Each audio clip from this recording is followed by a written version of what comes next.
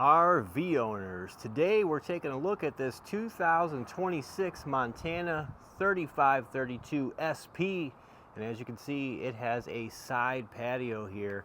We'll definitely get to that here in a minute. In the meantime, let's take a look around this thing and I'll tell you what I think of it. Now, I've already taken a little bit of a peek at this thing, so let me point at a few things that I found that I really like, and I'll tell you some things I didn't like. Now, one of the first things I noticed is they are going with the tried and true through frame slide system. These are on hydraulic mechanisms, so this is going to be one of the more reliable slide systems on the market. You're going to have next to no issues with this as long as you keep it maintained properly. I didn't like to see that they're still using Darko tape as the underside of the slide flooring, but it is still pretty much an industry standard. I just thought we would have gone somewhere from there. Cruising along the rest here, this unit does still have a ladder. If you've seen some of my recent videos, a lot of manufacturers have started to move away from ladders. It's nice to see that Keystone's not one of them, and you're still getting a ladder included. Coming along the outside, you can see that there is another through frame rack and pinion slide system. This is also on a hydraulic mechanism. Again, you have the Darko on the floors. Not a huge deal. Again, it's just somewhat of a preference.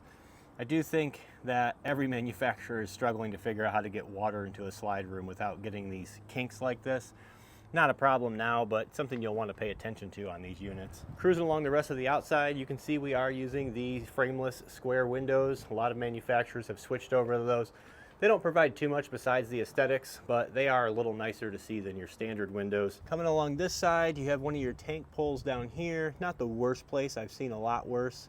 And this is also going to be on Lippert's hydraulic leveling system. It does have a suburban furnace, and it does have the access cover. Tell you guys all the time, pay attention to stuff like this. It's going to save you time and money when it comes time to maintain or repair this furnace. You've got a tanked suburban water heater next to it. And looking at that tag, this is a 16-gallon tanked water heater, so you should have no problems running out of hot water in this thing. Coming along here, you can see we have a pretty big pass-through storage going on here. And that is accessed from the other side as well. This side opens. Should have no shortage of gear space. We do have aluminum framing here. Inside this compartment, you'll also find your wet bay. This is where your city water connection is going to be, tank flush, winterizing system. They make it all easy peasy with the valve system.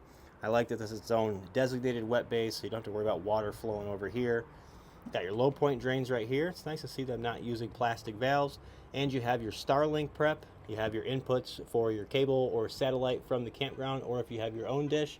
And you also have what they call solar on the side. This is essentially an input where if you had portable solar panels, you can set those off to the side. In here, you also have a spray port, which is where this hose right here is going to connect. And on this spray port, you do have hot and cold water available out here, so it is a true outdoor shower. But overall, the pass-through storage is really nice. It's got plenty of space in here. It's got some nice LED lighting. This is a great mother-in-law suite. Or again, if you have a lot of gear, you can store all that in there.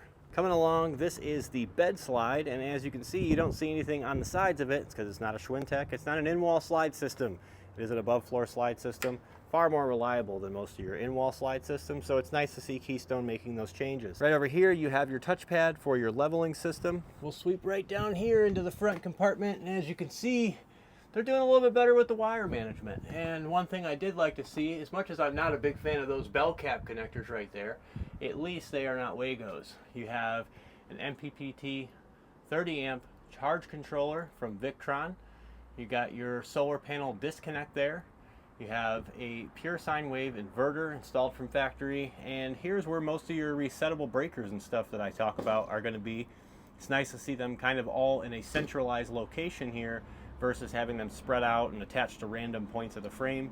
They're all right here, so any circuit protection you're looking for outside of the fuse box is going to be located right here. Honestly, the only thing I can really knock them for in here is on the pump here, and this is something a lot of manufacturers do. The override, the manual override for this system is on the opposite side of the motor. So right up here is where you would need to get a socket, and trying to get a drill and a socket in this space here, it's not very good. These pumps, very rarely do they put that thought into mind when mounting these pumps, because if they mounted it just a little bit lower to the left, you'd have been able to access that. And that's an important feature to have access to. Another one that I'll kind of take some points off of, but every manufacturer does this, is things screwed in from the outside. All of those screws are just sticking out in here, just waiting for you to poke yourself or some of your gear on. Although you really shouldn't store too much gear up here because of all the electronics. People still do, and I'd love to see like at least caps on these things. Just my constructive criticism. We'll mix that in with the hydraulic lines passing through the frame there, and they're not sealed at all. But again, this is not a sealed compartment to begin with. You have all your perforations for your generator prep here. So again, it's just kind of my opinions there. We'll come out of that front storage compartment, take a look at the rest of it. Over here you have the other side of that pass-through storage compartment. And again, you have the deck. Let's take a look at the inside and see what this unit's about. Coming in here through the front door, you do have kind of a nice little, what do they call this, like a hall tree? I think that's what that's called, a hall tree. Got like a little coat hook. There's a little cork board up there. Some places to hang your keys that I would never do, and I'd look for my keys every day anyway. You open this first cabinet, you have your control panel. This is where you're going to operate a lot of your slides, lights, tank heaters, your awnings, and that patio, because that patio is powered. We'll get to that, don't worry. But you're going to have a few other switches for your lights, fans. This is what oftentimes people call a control center. Just below that control center, you do have some nice little cubby holes, and you have your power distribution panel down there, which is going to be where your fuses and breakers are. So coming out of there, we're going to go right in here into the living space. And let me tell you, I'm not usually the biggest fan of how Keystone lays things out. I like this unit. I really wish this unit was a bunkhouse of some type, because this is perfect for me and my family. You got a U-shaped kitchen here, and you got one of these new fancy sinks that literally cleans everything but your ass. And let me tell you, these sinks are actually pretty neat. I kind of want one at home. You've got like this little fruit washer thing you can take out of here. It's got a little waterfall to wash your fruit.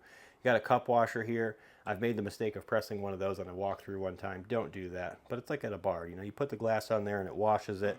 You've got the extendable sink head on here. Got a cutting board that comes with that. Oven, stove, and microwave, all three made by Furrion, which follows over here to the double door refrigerator. So you've got plenty of space for all of your cold goods, and then you have a freezer down below for all of your popsicles. I don't know what else you guys are putting in freezers, but mine's just full of popsicles and pizza rolls. Next to that fridge, you're gonna have your pantry.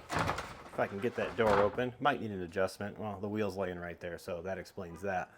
But you've got some storage in the pantry, 2 shelves above that, and you have a place where you can hide all the good snacks from the kids, because they can't reach it.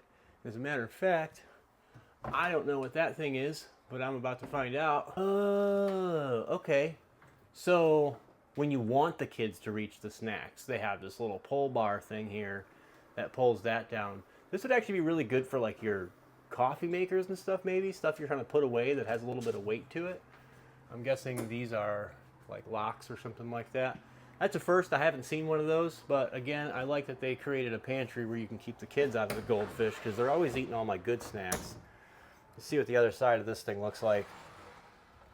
All right, so we got some more space. We got a dead panel down there. Now that is kind of right where the water heater was, I'm almost sure. So that is probably access to the water heater or furnace behind that panel.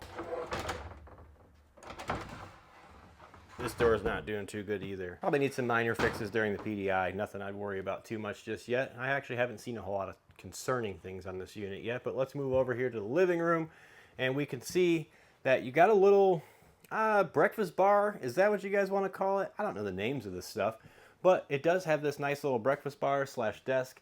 Since there is no dinette, that is kind of where your eating space is going to be. So you've got this real nice area over here. It's got its own lighting above it. And going to these windows here, I do want to talk about those. A lot of manufacturers have switched to these. These are definitely what you want to be looking for. They have reflectrix on the back of them to help reflect heat out. You can knock out almost 100% of the light coming through there. On this window, it has a screen, but most of these here, you have a screen you can flip up, or you can bring the screen down and open the window with no screen. You want to pass drinks out the window, you can do that. Or you can put the shade down and lock out not only the light, but the heat, again, because the backs of these are coated in reflectrix. And I like that you have like multiple options here. You can just put this top one down, you can have just this one open. I don't know, you can do whatever your heart desires. Either way, I think this little breakfast bar, dinner bar, office space is a nice little thing. This is more of a couple's unit. You know, again, there's not a whole lot of space for the kids to sleep. We'll get to the bedroom. But going over to the entertainment center here and the sofa setup is what I really love. You got a bunch of storage above the entertainment center. You have a televator. TV lifts up out of there. Got a fireplace below there. You've got a JBL sound system. You've got some more storage along the sides there. And the TV sits directly across from the sofa. Sofa being massive. It's pretty rare to see a sectional in an RV, but they've done it. Not the first time I've seen it, don't get me wrong, but it's just something that's few and far between. So I love to see when they cram a sectional in here, because this is something where you can sit and hang out. Mix this big sectional with the patio, and I think this is honestly like the ultimate unit if you're a couple and you guys like to entertain, have people over for drinks and stuff. Between the patio and this is the hosting unit. Now, moving along, we've seen that awesome living room, we've seen that beautiful kitchen. Let's go up top here and see what else they have to offer. Going into the bathroom here is where it seems like it gets pretty fancy. I feel like I walked into a fancy bathroom. You got the wavy surround here. You've got the glass shower doors. Make sure you secure those before you leave. These are not my favorite shower doors. Some people like them, some people hate them. What do you guys think? Tell me in the comments. I know they're a real pain to keep clean, but they do look a lot nicer than just a junky old curtain hanging across. You've got what I like to call the human car wash, because this thing will spray every square inch of your body, and you could literally just spin around and get clean. You got a shower head here, you got a jet here, you got a jet here, you have the fun hose. This thing does everything, and you've even got a bench down here. I'm probably too big to sit on there. I weigh 225. I'm not going to risk it either way. Do have a toilet, and you have plenty of pooping space. You got some storage space right up next to that. And on the ceiling, you have one of the better fans you can get. This is a high output roof vent versus that little fart fan they usually give you. Coming across here to your vanity and stuff. Let's see if they gave us anything special. They sure did. My wife's going to love this one because you got an area to hang or put your curling iron and hair straightener, hair dryer or whatever. I feel like this is what they have at Great Clips. Yes, that's where I get my hair cut. That explains why it looks so terrible. Coming into here, looks like they did something on the floor here, and now it got me intrigued. Yeah, at least they're putting a grommet in the floor. I can also see that they're putting some brackets to keep the pipes still. It's not 100% sealed, but this unit does have an underbelly, so I wouldn't stress about that too much. But it looks like the plumbing, at least they're trying to keep it all together and in one piece. Coming up here to this mirror. Hey guys, I see like it lights up. It looks like it does something, but where do I turn it on and off at? I want to see. Oh, okay, so there's a switch on the wall. The mirror has some cool accent lights, if you will, next to the light switch. Then up here, you have some more space for all your, like toothbrushes and all that fun stuff you keep in the bathroom. Coming over here to the bedroom. I'm going to stop here and tell you that one thing I love about this unit is the dark theme. I like this. You guys want to know why I don't usually go crazy over Brinkley's? They're too white, they're too bright. It's just not for me. It's a personal preference. I wouldn't call this a walk-in closet, but what it is it's a his and hers. They're separated. So his and hers. In my case, it would kind of be more hers and then like hers and then mine. No, I'm just kidding. I have just as many clothes as my wife does. Not that I wear any of them, but anyway, we have some accordion-style doors here, which is a strange choice. You can see them being very wobbly while traveling. Nonetheless, they do have travel locks, if I can try and do this with one hand, that will stop that, but still accordion doors do still have quite a bit of shake. But I suppose it was one way or the only way to get that much closet space and get these doors to open all the way up. You've also got some drawers. You've got a little pull-out deal here, which is clearly supposed to be a hamper. That's actually a nice touch. Can we also talk about how thick the wood is on some of these things? Let's actually take a peek at some of these drawers and see. Yeah, they're doing a lot better. Coming over here, you have a king-size bed, and you have a nice, I don't know if you want to call it an accent wall or a headboard. It does take up the whole wall, so I'm going to call it an accent wall. But either way, you've also got a window next to each side of the bed. That's not super uncommon. And then you also have charging ports and an outlet on each side of the bed. On this side, I actually just noticed, to avoid conflict with the closet, this side folds down so that you can open the closet and not interfere with this. So you still get the little end table, if that's what you want to call it, but you're able to fold it away so that you can also utilize the full opening space of that closet door. I have no idea what in the world these little weird corner bracket deals are. I'm sure they're intentional and meant to be something, but I'm also really confused as to what they are, because they are taking up space. So I don't know, if somebody can answer that question for me, that would be great, because I have no idea what those are. Another thing I just spotted, because I do like to focus on quality here, is this shelf is a solid piece of wood. This is not like a piece of pressed wood with some trim on it. This is a piece of wood, and you can see that they are not just setting it up on some little screws. They're actually using pocket holes to fasten that to the wall. Much as I like to throw shade at Keystone, they seem to be really trying to shut me up in the form of just making better products. This does have a chest of drawers, nightstand, whatever you want to call this thing. And it does have some storage space up here. You know, you can put your pocket watches and all that stuff. I like the way that other manufacturers do it, where this is just empty and open up here, because that's a place I'd like to hide my burglar extinguishers. In the bedroom, you also have a TV that is facing directly across from the bed. Bedroom here, you do have a sliding door, and the door is actually an adjustment out of the manufacturer, which is pretty rare. I mean, again, things have been getting a lot better recently. For a few years here, we had a lot of laughs with how manufacturers were doing things.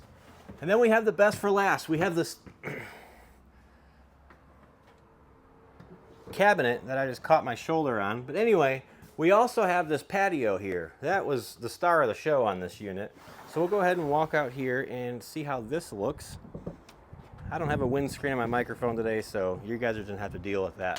But this patio here is actually, I don't know, pretty good size. I don't have a measuring tape, so I'm not going to tell you what size it is, but it's a pretty good size. As you can see, you've got some cable systems on the outside here. Keep your toddlers, dogs, and all the rest of that stuff from falling out, or your uncle when he gets too drunk. Now, when I initially saw the pictures of this, I thought, man, what a nightmare, because somebody's going to drop that. Those ramp doors for the toy haulers, the springs wear out and they get really heavy. I can only imagine how heavy this was. And I was really surprised to find out that this thing is actually just motorized, so you don't have to do anything. You just push a button and let that thing fold up and do its thing. That's all you got to do. It does require you to make that last push before you put on the locking bars. Yes, it does have locking bars in case the mechanism fails. I love to see it. This thing's also really well built in here. If you can see, this is like almost 6 inches, maybe a little more, of steel that wraps around the entire thing to create a solid frame for it. I really wish they would do that with in-wall slide systems too, because a big issue with in-wall slide systems is the twisting of the columns, and I really feel like this would prevent it. Lippert, Keystone, whoever's watching, take note to that, please. I think the only negative thing I'll really say about this patio is that they use glass on the outside, and just like the glass doors, I'm not a fan. Again, these things are preference. I personally think it's just one more thing to easily break, but maybe I'm wrong. Maybe they're using some like super strong glass or something. I've seen plenty of the glass doors break. I haven't seen any of these break yet, but you know, again, I just think glass wasn't the best option. As far as options go, overall, I think this is a perfect couples unit, especially if you like to entertain.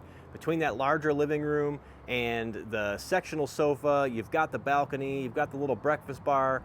I think this is a great little couples unit. I mean, I shouldn't say little, it's a very large unit. But if you like to live large, you like to entertain, this is probably the perfect unit for you. And hey, if you guys want to see some more tech tips, tricks, and even more tours and RVs like this one, make sure you guys are pressing that subscribe button.